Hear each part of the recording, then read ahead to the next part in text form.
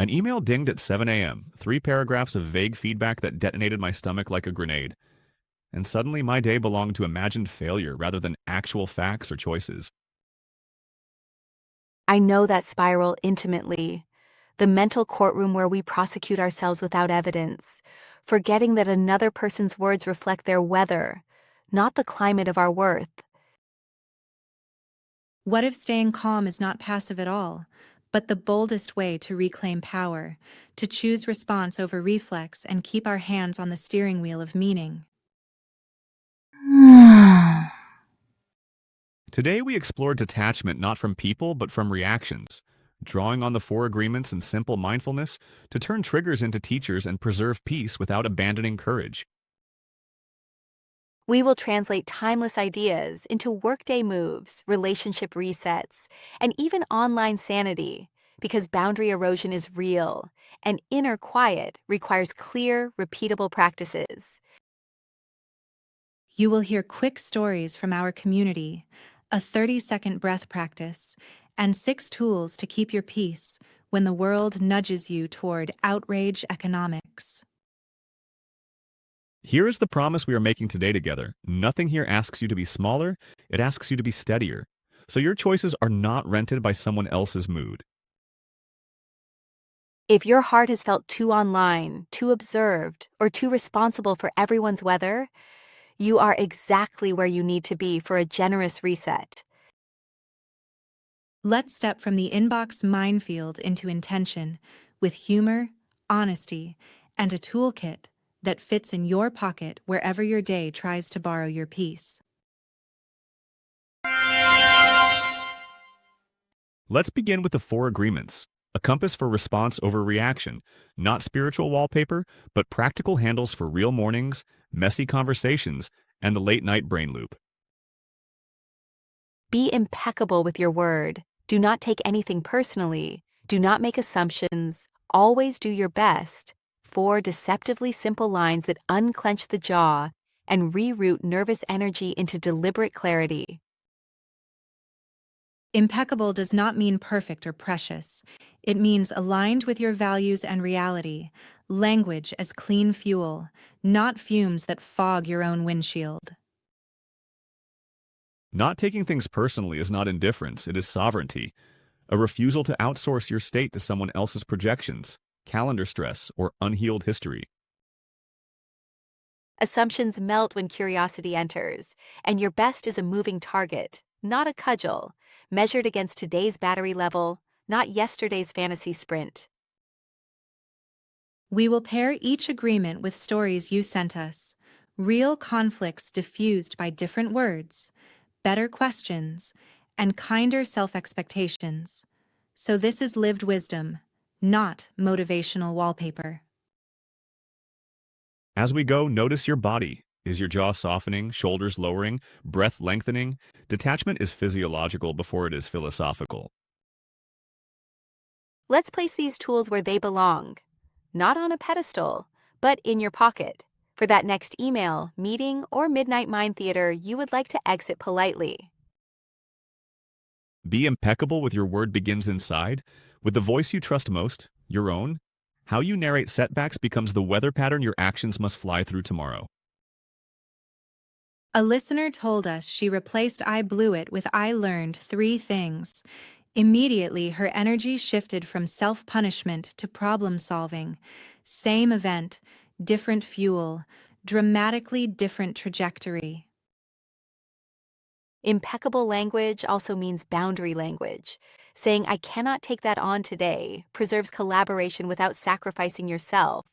Clarity is kindness when it prevents resentment from fermenting under polite yeses. Online privacy debates echo this. Our words can be baited by outrage algorithms. Being impeccable might sound like I will reflect before reposting. I refuse to rent my attention to engineered anger. When platforms monetize attention, the most radical word choice might be silence, a pause, or a question. What is true? What matters? What is mine to do today? Let's move to do not take anything personally. A listener shared that her manager's abrupt email landed like a verdict. Later, she learned he wrote it between crises. His tone reflected pressure, not truth about her. Detachment does not excuse harm. It simply prevents unnecessary self-ownership of someone else's storm. You can address behavior with boundaries while refusing to attach your worth to their weather report. I like a mental mantra here. Their words are not my worth. Repeat quietly before responding. Notice how your shoulders drop and your options widen when identity is not under siege. Now, do not make assumptions. A listener's roommate stopped talking for days. She invented 10 heartbreaking theories. Finally, she asked, "Are you okay?" The roommate was grieving. The house became a care plan instead of a Cold War.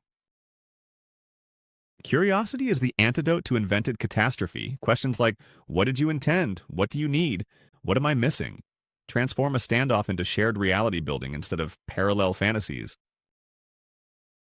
Always do your best does not license burnout. It is the agreement of self-compassion, recognizing your battery, being generous with context, and letting yesterday's ceiling become today's floor without shame spirals. One listener recovering from long illness said, "My best is gentle movement and focused work bursts with restful breaks, naming that protected progress and tamed self-critique. Recovery proved nonlinear and still entirely worthy." Impeccable words at home might sound like, I appreciate you doing dishes earlier. It helped me finish that proposal, noticing contribution feeds connection more reliably than criticism drenched in fatigue. In fandom spaces, not taking things personally can be life-saving for joy. If a franchise misses, your identity is not indicted.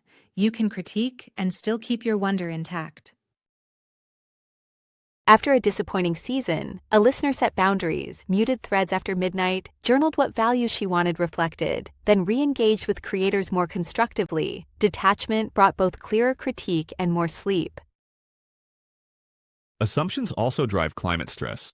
A homeowner told us she assumed insurance covered everything. Hard conversations revealed gaps. Asking instead of assuming enabled proactive flood protection and emotional steadiness during storms. When you ask instead of assume, the nervous system gets data, not horror stories. Your breath returns, your plan forms, and your evenings stop becoming weather apps and worst-case spirals. Impeccable words with yourself during a storm might be, "I prepared wisely, I will act clearly, and I will rest afterward." Precision anchors physiology when sky drama tries to colonize your body. Let's address the comedy of assumptions at work. That meeting with the executive, you imagined disciplinary doom. They wanted your ideas. Our brains often misread silence as verdict rather than bandwidth triage. A microscript helps. Hey, quick check. Is there anything I should know about tone or timing here? Naming the elephant lets everyone stop feeding it peanuts of panic. Do your best shines brightest when shame tries to drive. One listener graded herself daily on energy, focus, and compassion. Success became consistency, not punishment. Progress felt like partnership with her body, not betrayal. Notice how each agreement protects peace. Words clean the air, not personal dissolves ego bruises. Curiosity punctures assumptions. Doing your best immunizes against regret spirals. Together, they decrease reactivity and lengthen your response window. Now, a quick situational practice. Think of a recent sting. Name it. Breathe in for 4. Pause. Out for 6. Silently add, I choose response, not reaction. Your biology hears you. A note on compassion. If harm occurred, detachment does not erase accountability, it equips it. You can uphold boundaries and pursue repair without carrying the weight of someone else's story about you. Let's lace in a tech moment. A conference conversation spotlighted how privacy has become a competitive narrative. Remember, you control your feed diet? Not every bait deserves a bite or a heartbeat. Impeccable attention is the sibling of impeccable words. Closing tabs. muting outrage cycles, and checking sources before sharing keeps your nervous system from becoming collateral damage in someone else's growth strategy. Before we synthesize, circle your favorite agreement today and imagine one sentence you will use this week. Put it in your notes app right now. Future you will thank present you loudly. For me, it is I will ask instead of assume and breathe before I type. Those two moves will save me hours of cleanup and gallons of adrenaline this week alone. 4 agreements function like emotional seatbelts. They do not prevent bumps, they prevent ejection, keeping your identity anchored while you steer behavior, boundaries, and conversation toward repair or respectful distance. Impeccable words are breathwork for language, not personal returns your heartbeat to yours. Curiosity cools story inflation. Doing your best dissolves regret glue. Together they extend that precious pause between stimulus and response. Consider them micro habits stitched into sentences. Your wording becomes a nervous system intervention that costs nothing and compounds quickly into better mornings and less emotional hangover. Write one agreement on a sticky note near your keyboard, a small lighthouse that keeps you from beaching your ship on someone else's low tide. Now that our compass is set, let's understand the brain mechanics that hijack us, so we know exactly where to place these tools when alarms go off. We are heading into the psychology of reaction, the amygdala, mirroring, and why personalization happens so fast it feels like truth, even when it is only velocity.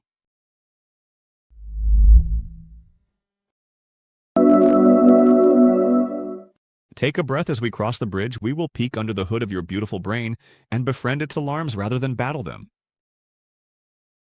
This is not a lecture, it is a map. So the next time your pulse spikes, you will recognize the neighborhood and know the safe exits. Bring the email, the comment, the traffic moment into your mind, but hold it lightly, like a leaf, not a lawsuit. Ready, let's learn to interrupt the automatic personalization loop with the gentleness of a scientist and the courage of a friend.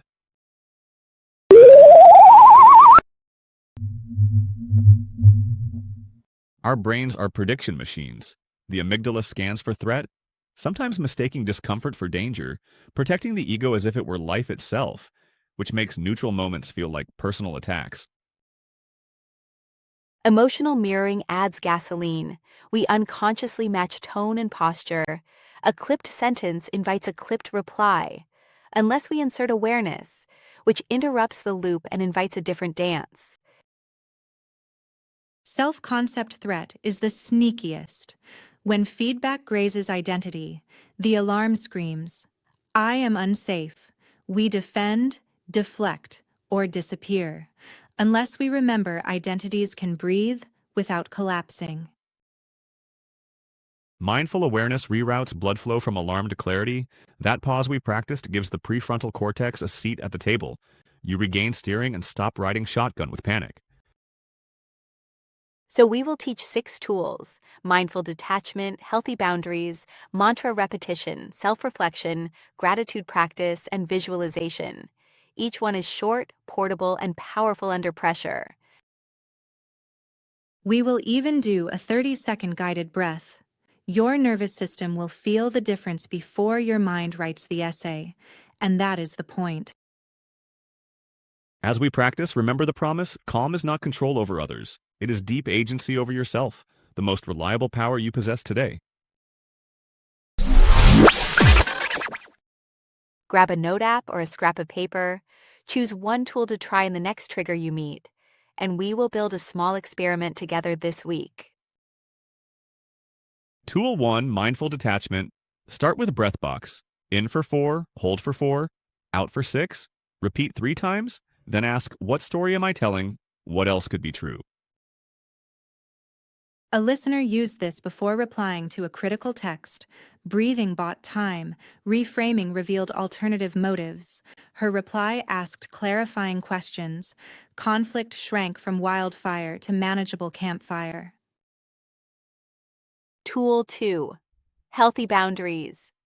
Practice saying no without apology tax. Try, thanks for thinking of me. I do not have capacity this week. Consider silent disengagement when bait appears.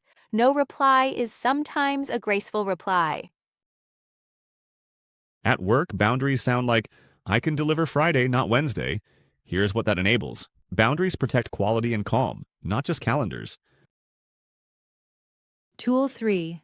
Mantra repetition. Craft a line that anchors you. Like, their urgency is not my emergency. Or, I am responsible for clarity, not comfort. Repeat it as breath rides out. We asked our community. A favorite mantra emerged. Their words are not my worth. I watched shoulders drop in the studio when we practiced it aloud. It is portable armor without aggression. Tool 4, self-reflection, 5-minute journal. Prompt 1, what triggered me? Prompt 2, what need was underneath? Prompt 3, what agreement could help next time? Writing turns vagueness into handles you can actually grip. One listener kept a trigger log for a week. Patterns appeared. Late-day meetings were landmines. Solution: schedule tough conversations earlier. Hydrate and plan micro walks. Simple tweaks. Calmer outcomes. Tool 5, gratitude practice, not forced optimism, grounded noticing.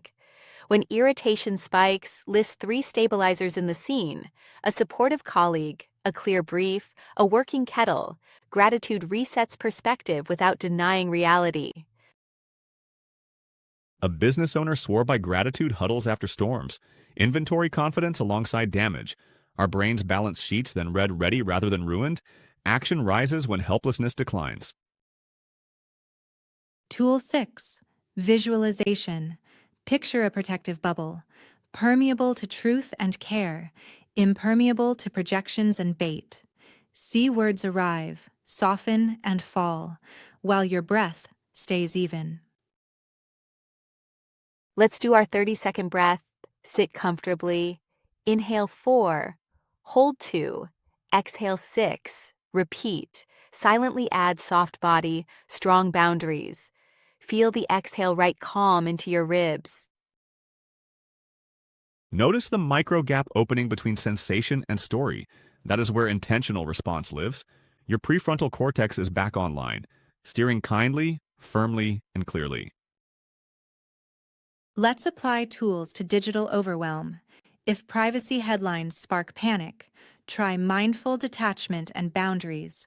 Read from trusted sources, schedule news windows, and repeat. I choose informed, not inflamed. For relationships, try the assumption antidote. Curious questions before conclusions. And pair with visualization. Imagine your bubble while you say, "Help me understand your intent." It shifts the dance without surrendering dignity. In fandom debates, boundaries might be time limits. Mantras like, my joy is not on trial, and gratitude for the community you do enjoy. Detachment preserves wonder while holding creators accountable thoughtfully. Health journeys, especially long recoveries, benefit from do your best and gratitude. Celebrate tiny wins without performance pressure. A short walk, a clear paragraph, a rested afternoon. Peace grows in sustainable increments. Boundaries at work can include silence strategically. Do not reply all rage. Step away, breathe, journal 3 lines. Choose a response aligned with your agreements, not your adrenaline. Quick humor break. My mantra yesterday was coffee first, conclusions later, impeccable because caffeine is not therapy, but it helps me not accuse the printer of plotting against my career. For gratitude, try a perspective reset during irritation. Say, I am grateful I can advocate for myself. Grateful I noticed tension early. Grateful I can pause before I commit my future self to drama cleanup. Visualization can help in meetings. Imagine a calm light at your sternum. Each breath brightens it. Edgy words hit the bubble and soften. You remain anchored. You choose language on purpose. Combine tools for tough days, boundary plus mantra plus breath. Say no, breathe, repeat, not my worth. Then write one sentence you will send after lunch, not in heat. Digital privacy note. When platforms frame engagement as urgency, use boundaries, turn off push notifications, set daily check windows. Mantra. I curate my inputs. I safeguard my attention economy. In households preparing for floods or emergencies, gratitude and visualization reduce dread. Visualize the plan working. Feel gratitude for each step prepared. Your nervous system respects rehearsals. Calm is competence practicing in advance.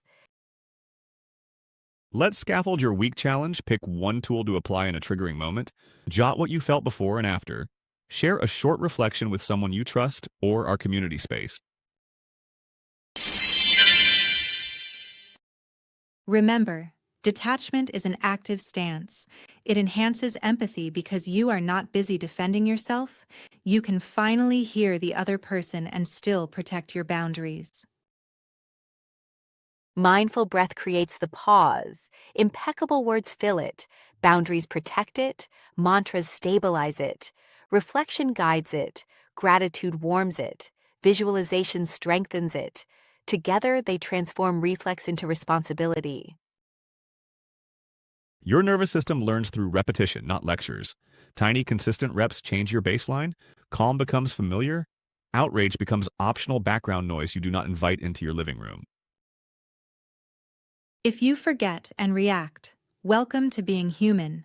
Reflect, repair if needed, recommit. Your best includes learning loops, not perfection contracts written in adrenaline ink. For this week, choose one daily mantra and one boundary sentence. Write them where your eyes land often. The repetition builds a path your future feet will gladly follow. We will close by inviting a focused reflection and a gentle commitment. The smallest consistent act always outperforms the largest abandoned intention. Prepare your journal or notes. We are about to anchor this in your week ahead with 2 quick prompts and a mantra to keep close. Reflection prompt 1. Where do you most often take things personally? Home, work, online? Name a specific situation. Reflection prompt 2. Which agreement or tool will you apply this week in that exact scene? Journaling nudge, capture the trigger, your first story, the breath you chose, the words you sent, and the outcome. Celebrate the smallest improvement like it matters, because it truly does. Adopt a daily mantra, their words are not my worth, or calm is my superpower, or I respond after breath. Say it morning, midday, and before any high-stakes reply. Here's a micro practice to close. Unclench your jaw, soften your eyes, drop your shoulders. Inhale ease, exhale attachment to outcomes. Choose one next action that aligns with your agreements. If conflict arises this week, remember the loop, alarm, breath, choice, language, boundary, reflection, gratitude, visualization. You are not late if you remember after reacting. You are learning if you return now.